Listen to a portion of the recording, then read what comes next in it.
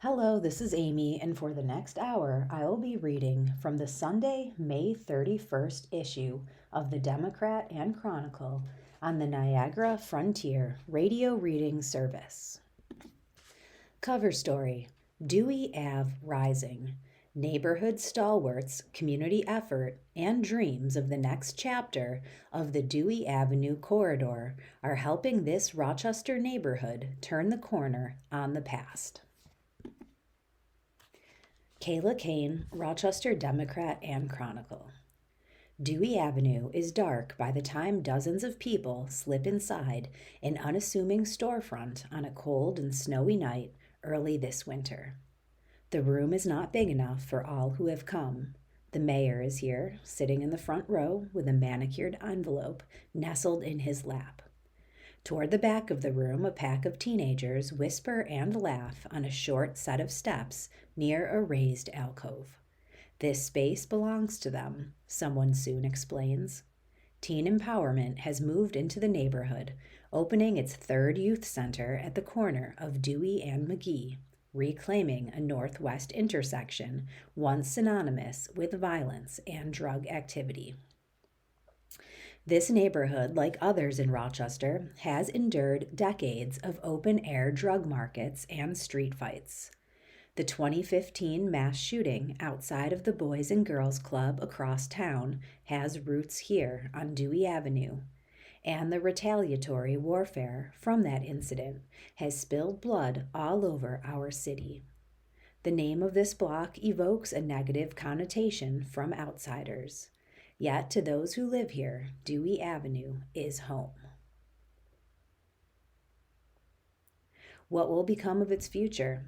That question hangs in the air of a celebration tinged with grief and regret. In these times, we need spaces of real positive vibes, says Taj Ryland Iverson, who worked with teen empowerment nearly 2 decades ago as a young man growing up on Dewey. I think teen empowerment brings that element back. It's a real place for teens to be heard and understood, and it might cause a chain reaction in some good decisions. And let's be real, this block definitely needs it, he says. The room pulses with uncomfortable but knowing laughter. Weeks later, inside his barbershop a few blocks north, Devin Reynolds considers the state of his neighborhood. He grew up on Dewey Avenue playing basketball in the streets and kicking back at Maplewood Library. He met his wife and started a family here, opened his first barbershop under the guidance of an uncle. He has also carried lifeless bodies off street corners and washed the blood of friends from sidewalks. Today, he says there is a cohort of players determined to change the narrative of Dewey Avenue for the next generation. He hopes it will be enough. Dewey Avenue is under construction, Reynolds says. Rebuilding, resilient. That's what Dewey Avenue is. It's a symbol of resilience. Trying to revive a district. The spices rising from Fatima Nunez's kitchen are the first thing to greet you inside American Deli and Grocery, then the woman herself.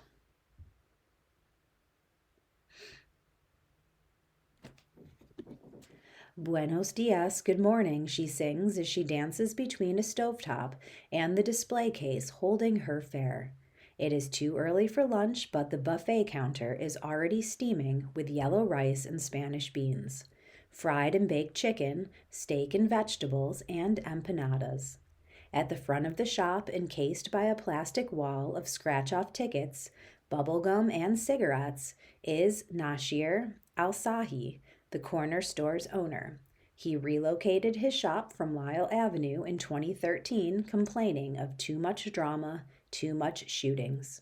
Every few seconds, his eyes bounce to a large television broadcasting feeds from 12 security cameras, both in and outside his shop.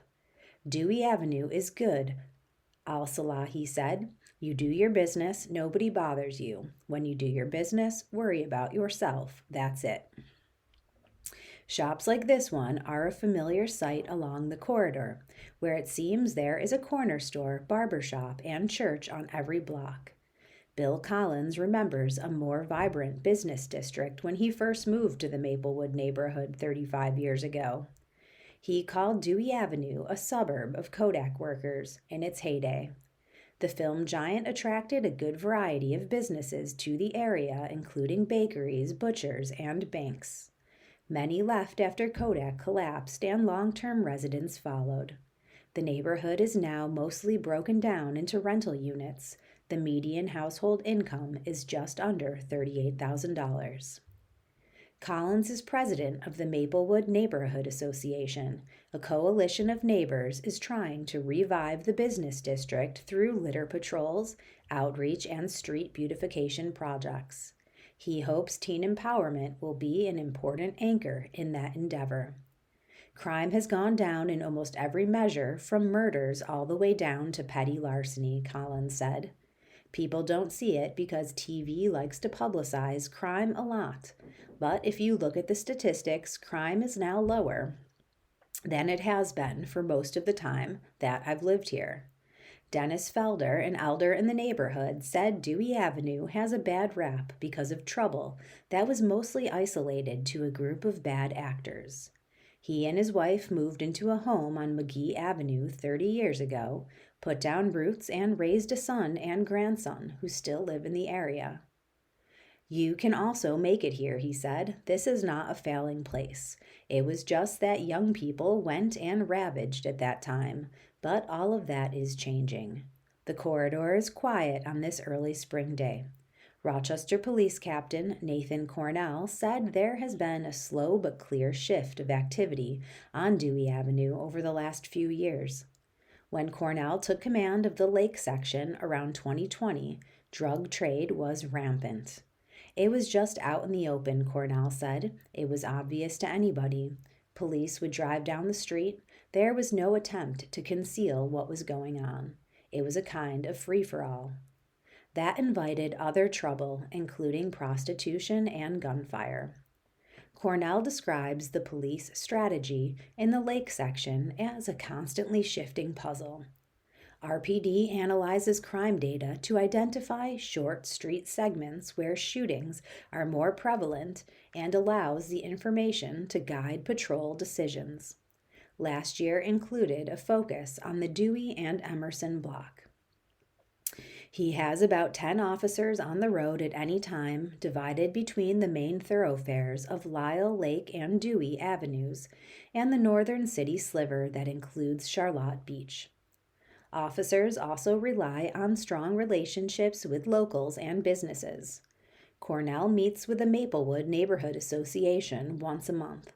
They are the eyes in the neighborhood, he said. We drive through. If someone sees us before we see them, we are out of sight. The residents live in that neighborhood and they see things every day that we don't. Today, the data is clear. Violent crime on Dewey Avenue is slowly falling, though no one can say for sure why that is. It follows a citywide and national decline and also an infusion of resources into the neighborhood. Searching for role models to influence this generation. Snow is falling again when Devon Reynolds ushers a mother and her young son inside his barber shop off Ridgeway Avenue. The woman is crying into an iPhone and poorly dressed for the weather. Just a moment, Reynolds tells a reporter. He hurries to the back of the shop for a stack of tissues. A colleague offers the boy a plastic cup with green and orange cubes of fruit inside. The woman lives just around the corner, so Reynolds leaves to drive the family home. When he returns, he explains they were strangers in crisis that he couldn't leave out in the cold. It don't take money or finances or resources to have compassion, he says, to have empathy. You just have to have love for the people. That's our struggle. That empathy positions Reynolds at the heart of his neighborhood's progress.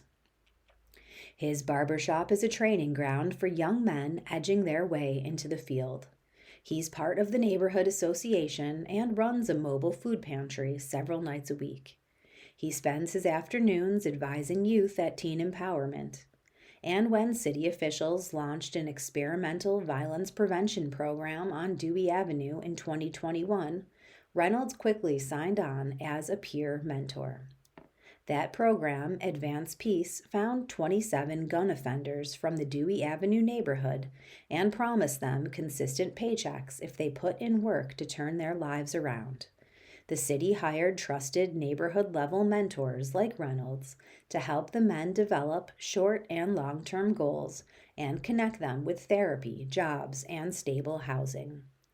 We were always very intentional about getting the one that was kind of the influencer or the shot caller, said Terrell Cunningham, who oversees the program. Advance Peace is now in its fourth cohort and has expanded to include fellows from other neighborhoods. A lot of the times when we are meeting with these guys from the Dewey Avenue area, they do talk a lot about feeling almost remorseful, he said.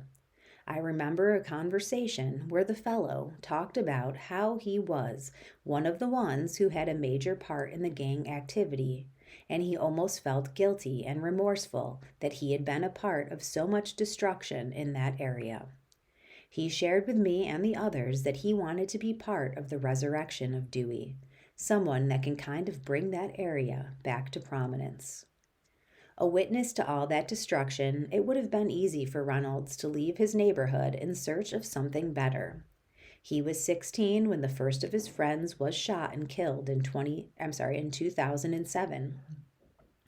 Once guns were introduced to solve petty street fights, he said, there was no returning.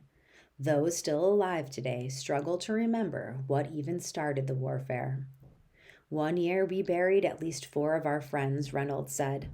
Those deaths became landmarks he uses to map intersections along his neighborhood and leave him afraid of what his children may experience.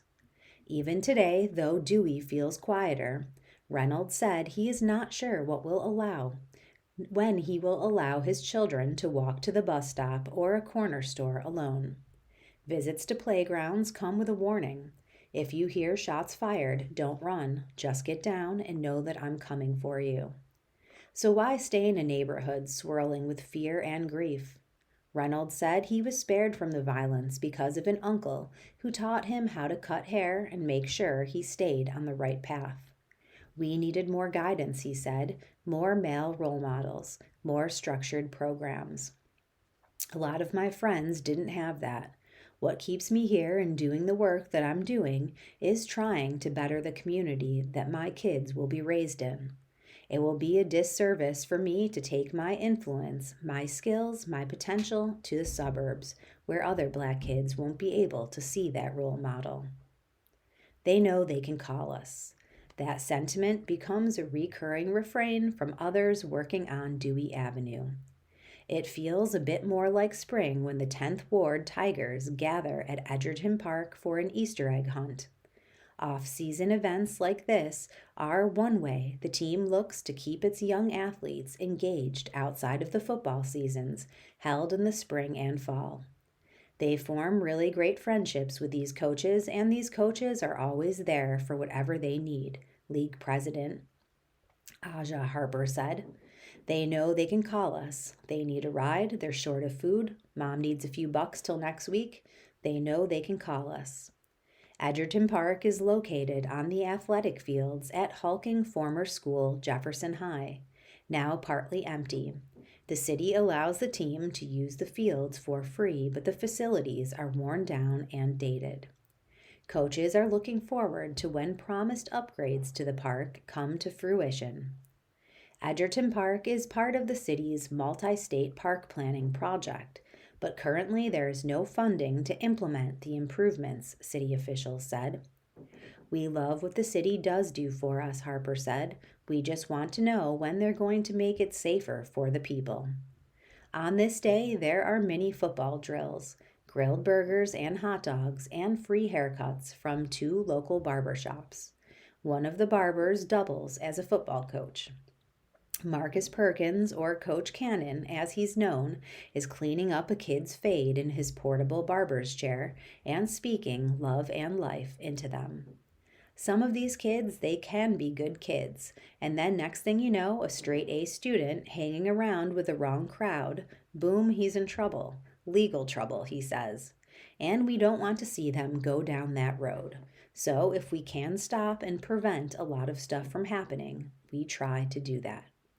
Good grades are required to participate in Pop Warner football, and the team made a point to celebrate an athlete with a 4.5 GPA at its March meeting. They offered discounts on a multi-season commitment to keep kids engaged and lighten the load on families. What keeps me here and doing the work that I'm doing is trying to better the community that my kids will be raised in. Determined to make a difference. On the other end of Dewey, a line is forming outside of Hooked Fish Market near Driving Park Avenue. It's now 10:45 p.m. The doors are locked, the restaurant is closed. But Kenneth Rivers is still at work inside, piling the day's leftovers, rice and beans and generous portions of fried fish, into mountains on top of sturdy paper plates. He slides them one by one through a turnstile window to the hungry people who appear outside of his shop nightly. Rivers opened this fish market 4 years ago, resurrecting a similar shop he used to visit as a kid to buy frog legs for his family. It has all the appeal of an old-school fish market: fresh daily deliveries, the sheen of oil against a golden fillet pulled straight from the fryer, and aquatic art that covers every surface. To Rivers, though, it is much more than a restaurant. He has used his food to build rapport with his neighbors and lay claim to this corner of Dewey Avenue, a corner that he is determined to use for good. Rivers is the Santa of his block. He funds an annual scholarship for city school students and hosts regular giveaways of backpacks, bikes, and winter boots. When thousands of families lost SNAP benefits during a government shutdown last fall, Rivers split 300 pounds of fresh cod among 100 local families. He offers plates of food to the unhoused every night, without fail, even after a long day spent in the kitchen. All the time and effort that I put into doing things wrong, I promised myself that I would put that same energy and time into doing things right, Rivers said. He shies away from talk of trouble, but acknowledges a prison stint for selling drugs as a young man. He spent his time behind bars working toward redemption. He believes in a similar renewal for Dewey Avenue. A couple of summers ago, there was just a lot of the car stealing and the shooting and kids not really understanding life, Rivers said. When you don't understand life, you'll fall victim to what you see on TV and what you see on the internet. I believe that a lot of that was where that was coming from, the spike in violence. I don't like to dwell on the past or the negative. It's something that we went through, you know what I mean? It's just time to move forward and just continue to grow with the growth. The growth comes in forms big and small. Rivers has laid the foundation for a community resource center in a shuttered building 3 doors down from his fish market. His vision for the space is all-encompassing: a future hub for teen empowerment, a connector for folks recently released from prison, and a skills center for job training. In other ways, his outreach is quieter and less formal. 3 teenagers found him shoveling the sidewalk in front of Hooked Fish earlier this winter. "Hey, Mr. Hooked," they called out, "let's go do that. Let us do that." Instead of brushing them along or handing over his shovel, Rivers grabbed a few extras from the back and stayed in the work alongside them. He wants to be the example he lacked as a kid. "I want them to understand that being out here in the streets, it's easy and it's fun, but doing it the right way is hard. But it's the right thing to do," he said. "It's going to last longer. It's going to take you a long way in life." Getting unstuck from a cycle. Many in the neighborhood say the new Teen Empowerment Center brings an infusion of hope that will build on the work that's already being done. The nonprofit has a strong reputation in Rochester, but was always centered on Genesee Street. That meant teens like Zeke Gross and Taj Ryland Iverson had to travel across town to take part. Ryland Iverson said the organization pulled him from a cycle of trouble that landed him in juvenile detention, and it gave him a new sense of self-worth. Because of how strict my probation was, I really didn't have to do much to get locked up, he said. It could be over simple stuff like arguing with my teacher.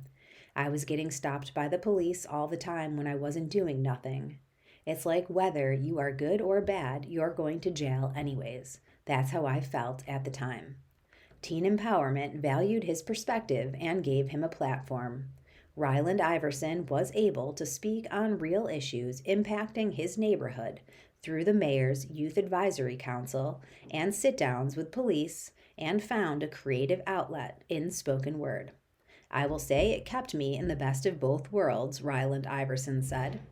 If I'm out here on the block and they call me for something, it kind of took me out of that zone for a second, and what we talk about in here makes you think about the stupid stuff I'm doing.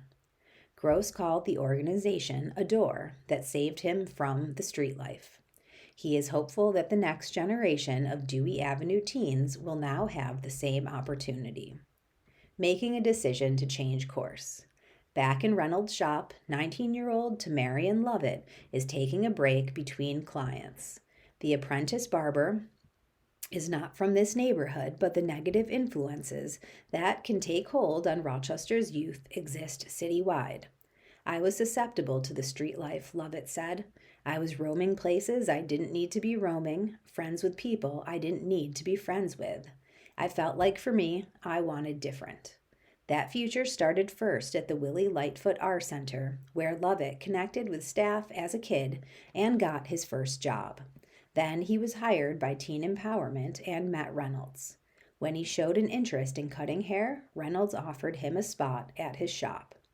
As part of his training, Lovett must tag along and volunteer at outreach events.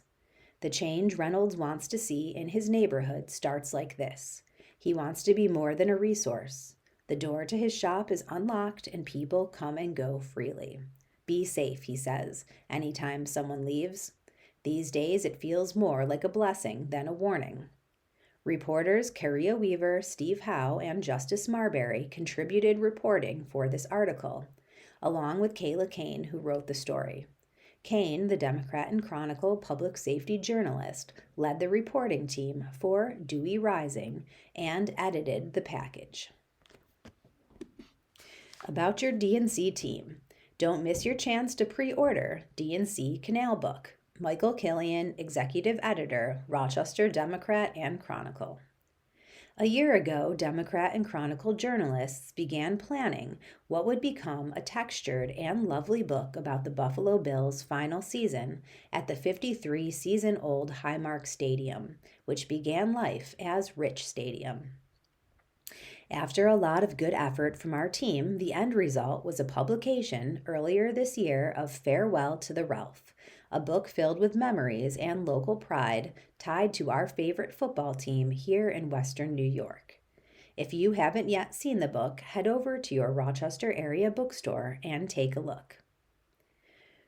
Flush from this book experience, the DNC is in the midst of planning another one for later this year.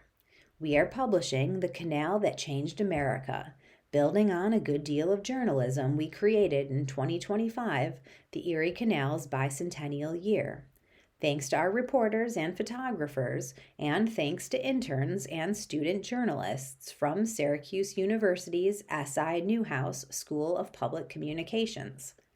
The book's origins date back to spring 2024, when Newhouse School journalism professor John Glass reached out regarding a journalism school project exploring the many historical, economic, social, and community facets of the canal and the people who built it, traveled on it, and lived or lived next to it.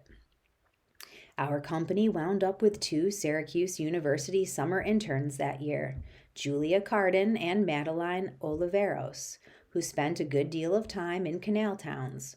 Julia visited Lyons, known as the Peppermint Village, and shared a lively interview with Alan Hess Perry, then 86, who spends part of her time waving to boaters passing by on the canal outside her window.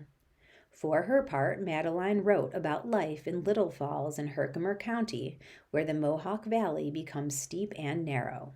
If you've never been, Little Falls is striking geographically and architecturally. It's also home to one of the world's largest lift locks. Their work in 2024 paved the way for canal reporting by a large cohort of Syracuse University students in the 2024-25 school year, much of which we published last year. They wrote about canal muralists and about 19th century social justice movements, abolitionism, suffragism, that moved westward on the canal along with people.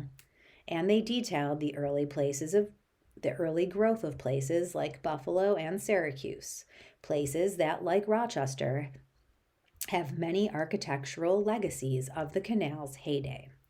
At the same time, Democrat and Chronicle photographer Tina McIntyre Yee decided to kayak chunks of the canal, documenting her journeys with photos and video. In spring 2025, she joined hundreds of paddlers for an event in Waterford, site of the canal's eastern terminus. All summer, she photographed flora and fauna, buildings and people in western New York and central New York.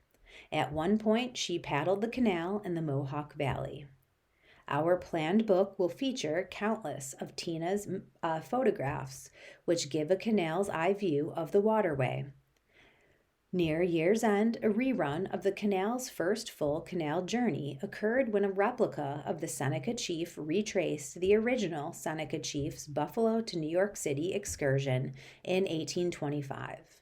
So if you love the canal or are curious about its history and its present-day impact, the canal that changed America will be of interest to you. It will include contributions from D&C journalists and from Syracuse University students as well. Please take a look, and with warmer weather now, get out along the towpath and experience the canal's wonders for yourself. Mike Killian is executive editor. Reach him at mkillian@usatodayco.com. Police chase ends in flames, 1 dead, 3 hurt. Car sideswiped an SUV and crashed into a Jeep. Kayla Kane, Rochester Democrat and Chronicle. 1 man is dead and 3 bystanders were injured on Lake Avenue after a Friday morning traffic stop turned into a police chase and ended in a fiery crash.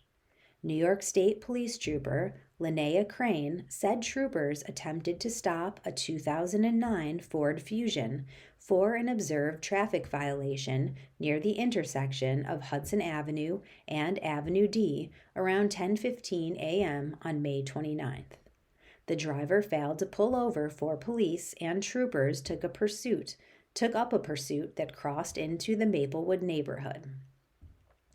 As the car was traveling south on Lake Avenue, it became partially disabled, Crane said. New York State Police deployed spike strips. As the car came to a stop, it sideswiped an SUV and crashed into a Jeep head-on. Upon the vehicle striking the Jeep, it became fully engulfed in flames, Crane said.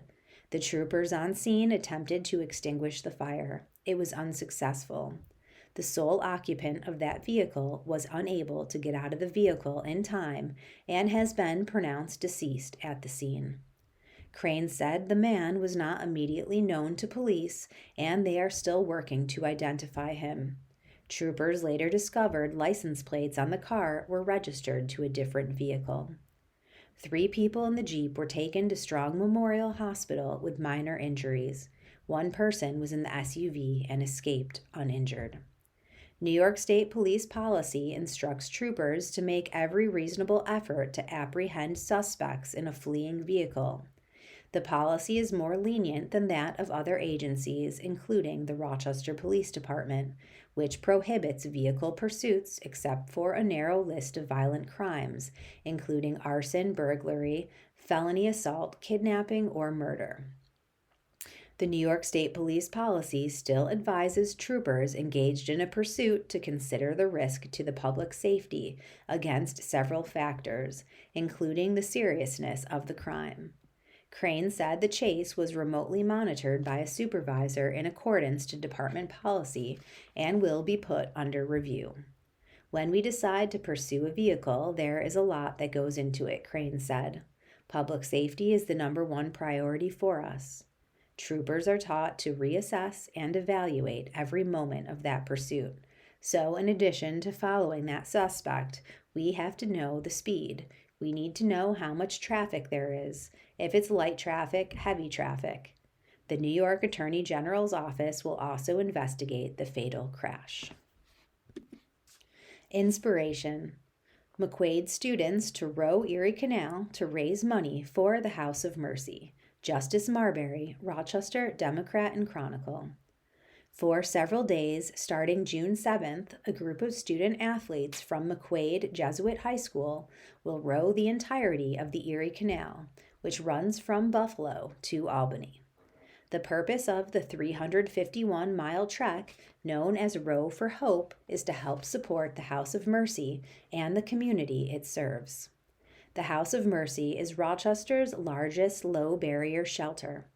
The nonprofit organization serves unhoused adults, providing wraparound care, cubicle beds, showers 3 meals a day with snacks, clothing, and sanitary kits. The House of Mercy also has social workers and caseworkers on staff to aid guests with their situations in hopes of getting them permanently housed. The Row for Hope team comprises 10 students: James Tackey, John Peeler, Owen Nearpass, Alan Carbajal, Eric Goosett, Chris Mikatek, Luke Shirali, Soren Eschenfelder, Benedict Galambos, and Elliot Epstein. Although rowing the entire canal within a couple of days seems far-fetched, this isn't the first time McQuaid students have participated in a fundraiser like this, according to the Director of Development at the House of Mercy, Whitney Sneed. According to the McQuaid crew coach, John Coveney, the group got advice from some of the young men who have done the row in previous years. This year, the row is happening just after our season concludes, so they'll be at the peak conditioning. However, an endurance row like this does take a lot more mentally and physically, Coveney said. To prepare for both of these aspects, the members on the team who are participating in the row have been doing some extra practice on the rowing machines, ergs. But physicality-wise, our spring season training will carry us into the row this June, said Owen Nearpass, McQuaid crew team captain. Mentality-wise, we will be swapping out every few hours or so. And added to the fact that we are all really excited to bring back this McQuaid tradition. I feel as though we are adequately prepared for this tremendous undertaking. Throughout the row, a parent in a support boat will be following the students to switch out and rest. They also plan to have snacks on the boats, stay hydrated, and listen to a playlist to get them through the trip. Each day they will stop for lunch and dinner. Their parents, friends, and family will meet them to make sure they're doing well and keep them on schedule. Row schedule. The first day, June 7th, will be the longest stretch of the row. The group will row 60 miles from the University of Buffalo's boathouse to the village of Brockport Community Rowing Boathouse. On the second day, they'll row from Brockport to lunch at the Pittsford Crew Boathouse and then by the Fairport Crew Boathouse. After getting through the Rochester area, the next boathouse stop will be at Hamilton College in Rome, where they will receive a tour. The last morning of the row will be to Burnt Hills Rowing in Alplaus, where they'll have breakfast and finish the final stretch. By rowing for House of Mercy, we can directly help suffering people. We've also spent some of our time directly volunteering for the house, which helped us get to know who we were helping better, said Eric Gussett, another McQuaid crew team captain. Recently, the team volunteered a full Sunday at the House of Mercy clothing closet. How the fundraiser works. Prior to the row, the students have hosted several events to raise money to support and promote their trip. Once the row begins, the team is asking for residents along the way to donate money to cheer them on. All the money raised will later be donated back to the House of Mercy. The funds will go toward general operating costs, the House of Mercy food pantry, and getting the organization through the summer months. Some purchases will include buying flip-flops, t-shirts, handheld fans, and sunscreen for guests they serve. In the summer, we get a decline in donations. I think when the weather's cold, when people are gathering with their families, seeing the abundance of Thanksgiving and Christmas dinners and things like that, they tend to be a little bit more charitable, said Sneed. To donate, Venmo Row for Hope.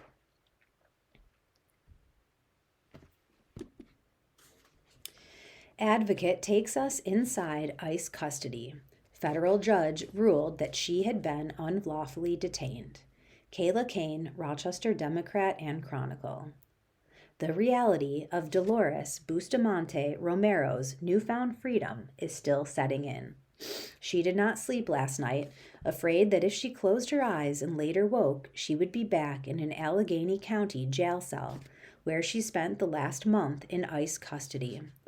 The 54-year-old Apple farm worker, grandmother, and labor rights advocate was released late May 27th after a federal judge ruled she had been unlawfully detained when she appeared in Buffalo for a scheduled immigration appointment on April 22nd.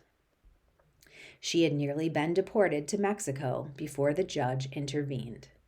I kept thinking that it's not real, Bustamante said of her release, speaking in Spanish to reporters from her Wayne County kitchen via video call. She wore a bright patterned blouse and her hair tied back in a braid and was getting ready to prepare tamales for her family. Her fight to stay in the United States, however, is not over. A final order of removal issued for Bustamante in 2023 is still in effect.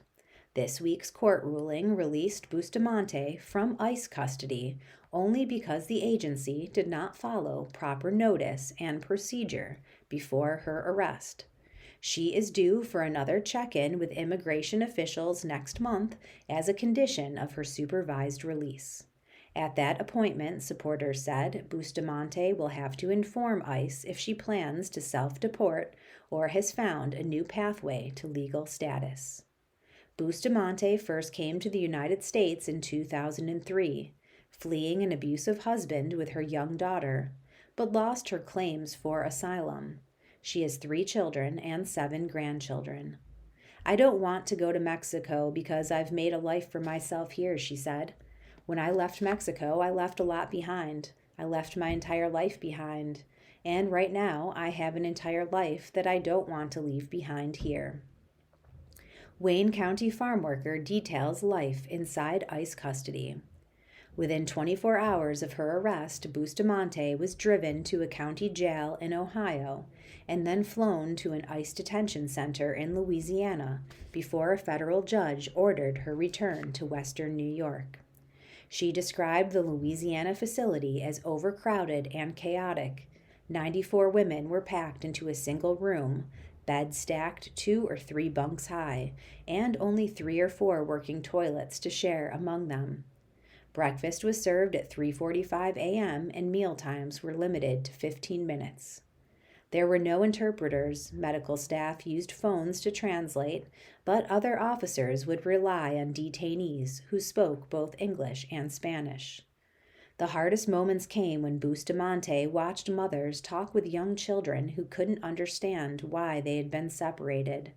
She said the women leaned on one another, forming nightly prayer circles and singing for strength. I feel like I'm falling, she often told God. Hold on to me so that I won't fall.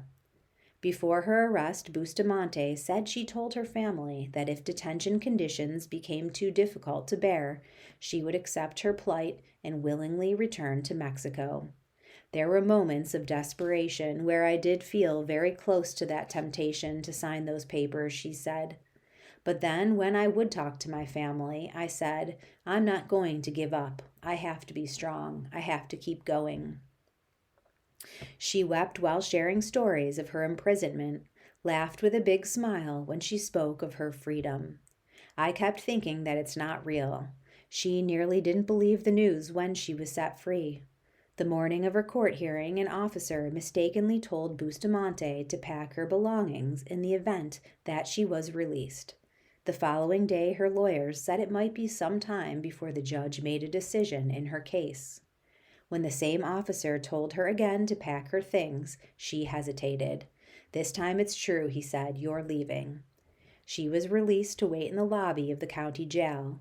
It would take friends and family 2 hours to reach her, so a group of local supporters, strangers to Bustamante, brought her instead to a nearby shop. "And there was my daughter," she said, "and it was so emotional because I could hug her.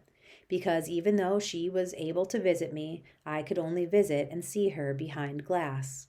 It was something so beautiful to see. It was actually so beautiful, it's one of the reasons I don't think I slept last night. I kept thinking that if it's not real, I kept thinking that I didn't leave the jail. But here I am," she added. "I'm so glad to be free." Kayla Kane covers community safety for the Democrat and Chronicle with a focus on immigration, police accountability, and how people are impacted by violence. Follow her on Instagram at by KAYLACANNE.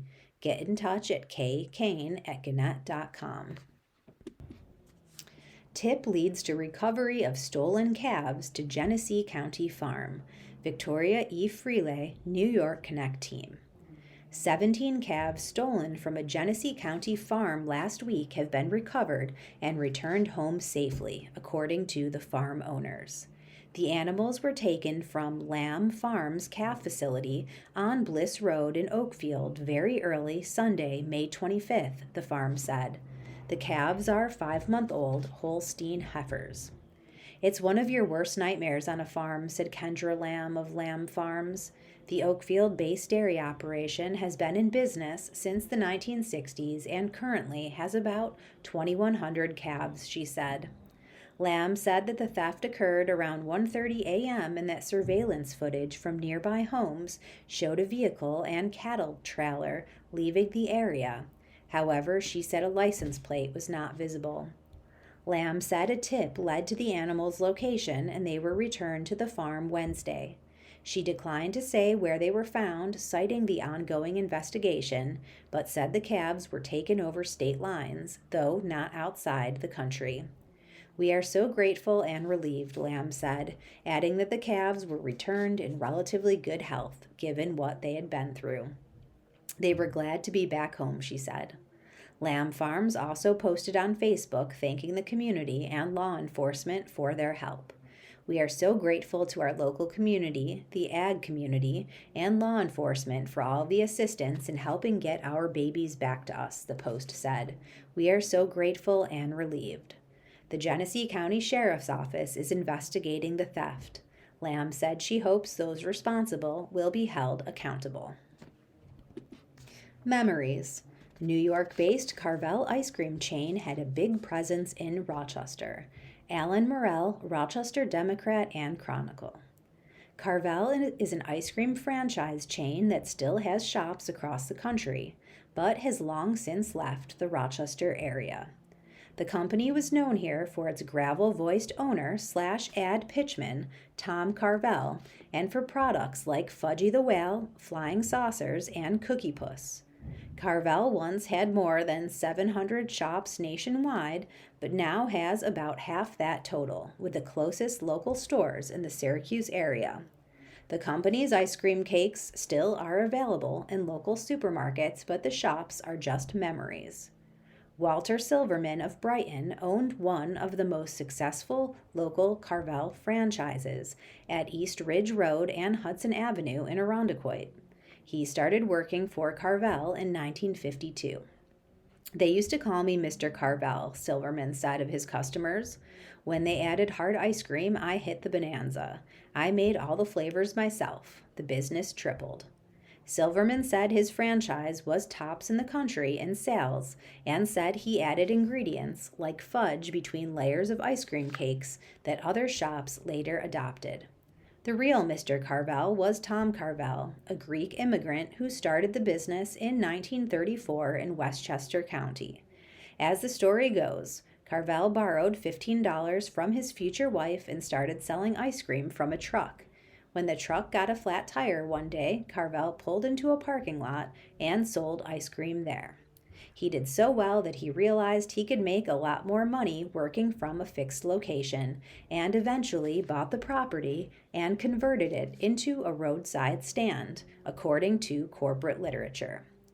In 1947, Carvel started to franchise the company and opened 25 ice cream shops by the early 1950s. The first ones hit the Rochester market in 1950, Silverman said. Carvel's folksy down-home radio and television ads quickly became popular and noticeable. Carvel narrated the unrehearsed ads, and his voice was, to be kind, less than melodic. He used a unique intonation and cadence to market his ice cream and grow the business. Even the corporate profile said his voice was described as a cross between the marble-mouthed gravel of Marlon Brando's character in The Godfather and the lovable, cowardly lion in The Wizard of Oz. But people loved the commercials and became dedicated customers. His pitches to please visit your local Carvel store became known to millions, stated a 1990 Times Union article. Carvel started with walk-up stands that later became stores. The company began with soft ice cream but added hard flavors in the late 1960s, Silverman said. He started managing a shop on Mount Hope Avenue in 1952 before moving to the Irondequoit store a decade later and becoming owner at Ridge Hudson in 1969. Silverman said in 2015 that he took a lot of liberties to benefit customers. He didn't pay attention to the corporate standard operating procedures. I threw that out the window, said Silverman. Then 92, I was the chef. We had 25 plus flavors of hard ice cream. With the maple walnut, I increased the maple and the walnut. With the butter pecan, the same thing. I loaded it. I gave better quality and bigger portions. Silverman estimated that Carvel had at least 10 stores in the Rochester area at one point, including shops in Greece, Panorama Plaza, Webster, and Chili, and on Culver Road by East High School. Carvel sold the company in 1989 to an investment bank. By the time he died a year later at age 84, news accounts said Carvel Corp.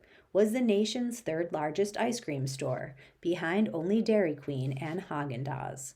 The company changed, Silverman said. Corporate headquarters moved from Yonkers to Connecticut and later to Atlanta. In 1992, Carvel started selling its products in grocery stores, a move that Silverman said infuriated him and severely hurt franchises. Silverman ran the Ridge Hudson shop at Carvel until about 1998, when he changed the name to Walter's Ice Cream. He closed the shop and retired in 2001. A Carvel spokeswoman said she did not know when Carvel left the Rochester market. Silverman said it was around the time he got out. I was just about the last one in the Rochester area, he said. Morell is a Rochester-based freelance writer. This story was originally published in May 2015 as part of the Whatever Happened To feature about Rochester's haunts of yesteryear and is based on our archives. Who we are. Readers respond with satisfying list of free bread in restaurants. Remarkable Rochester, Jim Memmott, Rochester Democrat, and Chronicle. No matter how you slice it, there's bread in Rochester restaurants. A few weeks ago, I asked readers where you can still get free restaurant bread in the greater Rochester dining area. My questions were prompted by a story in The Atlantic magazine in which a writer recounted her search for the best free restaurant bread in the United States. Rochester area readers responded with lots of tips. Though Adrian Libovici of Brighton did recall a discouraging bread moment from a few years ago. When asked, the owner of a local eatery looked down on him and said, "We don't do bread." Ouch. Still, other readers had more comforting thoughts, letting me know that restaurants here do free bread, perhaps not as many as before, but enough to satisfy most appetites. Here are some of their suggestions. The restaurant name followed by the name of the recommender. Veneto, as well as Limoncello, both in Rochester, Hedges, Webster, the Yard of Ale, Pifford, Livingston County, Priscilla Brown.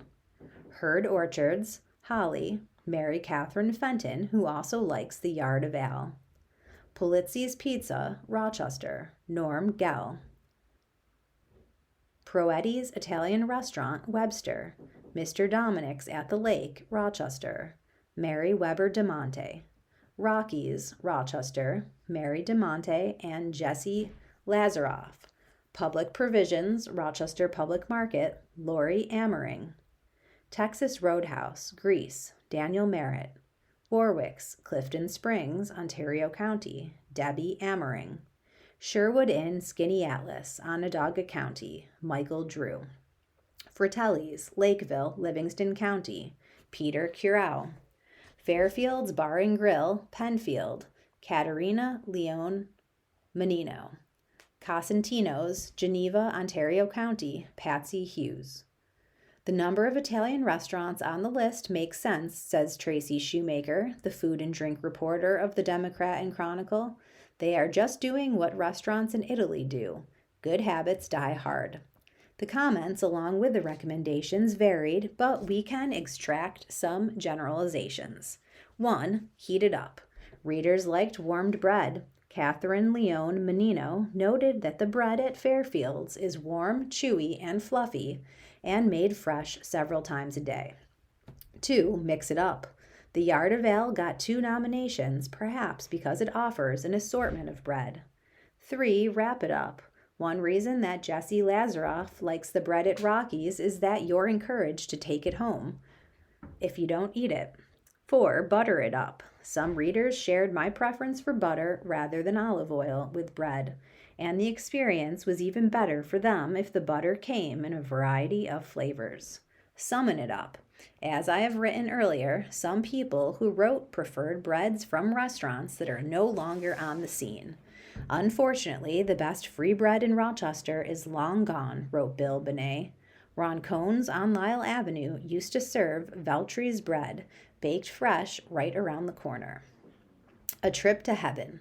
Speaking of bakeries, the Bond Bread Bakery on North Street that I wrote about last month is also gone, but Tom Dolan remembers it well.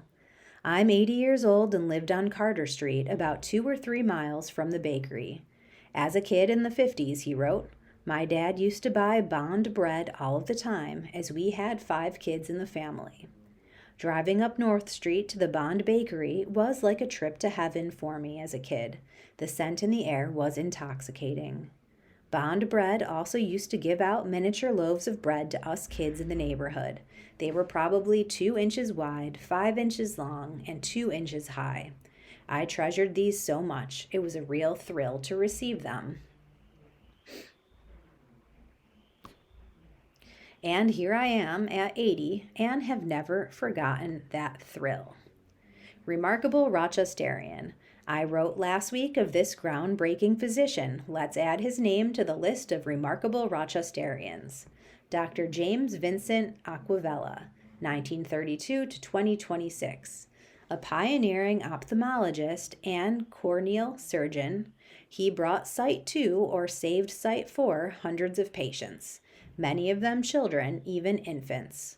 A leader in transplanting small prosthetic lens into eyes that were either damaged or blind, he was also a mentor to surgeons from around the world. A native of Brooklyn and a graduate of Johns Hopkins University and the University of Naples in Italy, he was a resident at Massachusetts Eye and Ear and had several affiliations in Rochester before joining the University of Rochester Medical Center's Department of Ophthalmology in 1977. A patron of the arts, he was also the recipient of many awards. From his home in Geneseo, Livingston County, retired senior editor Jim Memmott writes Remarkable Rochester about who we were, who we are. He can be reached at jmemmott@gannett.com or Write Box 274, Geneseo, New York 14454.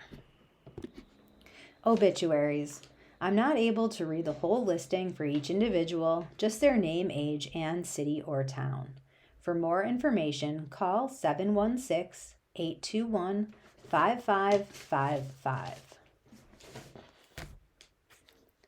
Stephen Augusto, 72 Webster. Joseph Francis Amoroso, 84 Dublin, Ohio. Kenneth D. Bell, 80 Pittsford. Stephen D. Boyd, 63 Rochester. Sherry Bryant, Rochester. Ann Ordowski Carmody, 76. Gerald J. Cook, 62 Palmyra. Robert John Davies, Farmington. Antoinette L. Iaria Di Paolo, 86 Gates. Robert I. Edelman, 98 Pittsford. Reverend Dr. Clyde H. Embling, 93 Warsaw. Shirley J. Hasselwander, 90 Irondequoit. Adelheid M. Audie Hess, 92 Brockport. Juliette Holtzbach, Rochester. Martha B. Ehrman, 84 East Rochester. Joseph Calkinan, 90 Rochester. Johnny Levert Jr., 69 Chili. Thomas A. Laudadio Tommy, 43 Rochester. Barbara Ann Lyons, 78 Rochester. Jean Mastrangea Camardo, 94 Penfield. Patricia R. McKenna, Rochester. David Miller, Rochester. John Arthur Nelson, 98 Rochester. Deanne Nowak, 88 Spencerport. Ezra John Usi Nunez, 32 Webster. June Ann Putney, 87 Columbus, Ohio. Carl J. Rashane, 86 Penfield. Ann L. Shout, Rochester. Angelina M. Schiazia Hecker, 79 Gates. Sally A. Stanek, Fairport. Carol L. Sullivan, 71 Irondequoit. Georgiana Sissy Marie Sutton, 72 Rochester. Richard Dick Tosti, 84 Rochester. Thomas Tom Turner, 55 Victor and Rochester. Janet McAdam Tyler, 89 Rochester. Jeanette B. Van Neal, 96 Webster. Julian Bud Webb, 83 Irondequoit. Agnes I. Whirl Cummings, 94 Hilton. Stavros M. Zahos, 96 Penfield. You have been listening to a reading of articles and features from the Sunday, May 31st issue of the Democrat and Chronicle. Your reader has been Amy. Thank you for listening.